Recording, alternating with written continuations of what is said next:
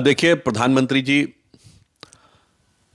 इस समय एक ऐतिहासिक यात्रा पे हैं और मैं कहना चाहूंगा बारबाडोस, गुयाना, इन दो देशों ने प्रधानमंत्री जी को अपना सर्वोच्च नागरिक सम्मान दिया है और वहीं डोमिनिका देश ने भी यह अनाउंस किया है कि वो अपना सर्वोच्च नागरिक सम्मान देंगे। और वैसे जो हमारे देश के लोग हैं, बहुत से लोग यदि ना जानते हो तो मैं कहना चाहूंगा कि यही वो क्षेत्र है जिसे हम लोग क्रिकेट में वेस्ट इंडीज कहते हैं। ये वो देश हैं जिनका भारत के साथ गहरा संबंध है।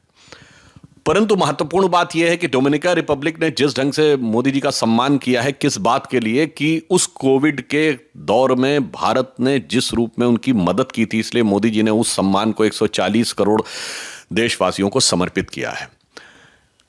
इस प्रकार हमारे प्रधानमंत्री, जन जन के प्रिय प्रधानमंत्री श्री नरेंद्र मोदी जी, जो मॉर्निंग कंसल्टेंट की रेटिंग में लगातार विश्व के सर्वाधिक लोकप्रिय नेता के रूप में आ रहे हैं, अब 19 देशों का सर्वोच्च नागरिक सम्मान पाने वाले वो इस समय विश्व के एकमेव नेता हो गए। वो गुयाना की संसद को भी संबोधित करने जा रहे हैं और गुयाना के प्रधानमंत्री इरफान अली जी ने जिस प्रकार की उनकी भूरी भूरी प्रशंसा की है, मेरे ख्याल से सारे देश ने उन्हें देखा होगा।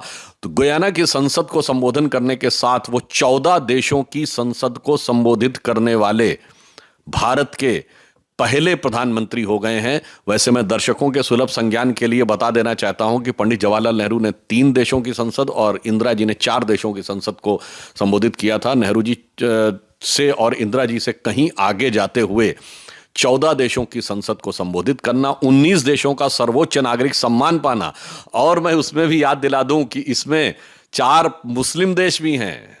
जो लोग बहुत नारा लगाते हैं फिलिस्तीन का, फिलिस्तीन ने अपना सर्वोच्च नागरिक सम्मान भी प्रधानमंत्री श्री नरेंद्र मोदी जी को दिया है। अर्थात आप तो फिलिस्तीन की जय बोलते हैं और फिलिस्तीन वालों ने मोदी जी का भी अभिनंदन किया। मुझे लगता है कि इस समय कूटनीतिक दक्षता और कूटनीतिक सामंजस्य के द्वारा प्रधानमंत्री श्री नरेंद्र मोदी जी ने एक नए युग का सूत्रपात किया है।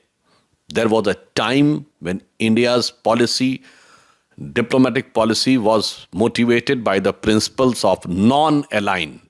Now Modi ji has transformed the era from non-aligned to all-aligned. यानी पहले हम किसी के साथ नहीं थे, आज सबके साथ हैं।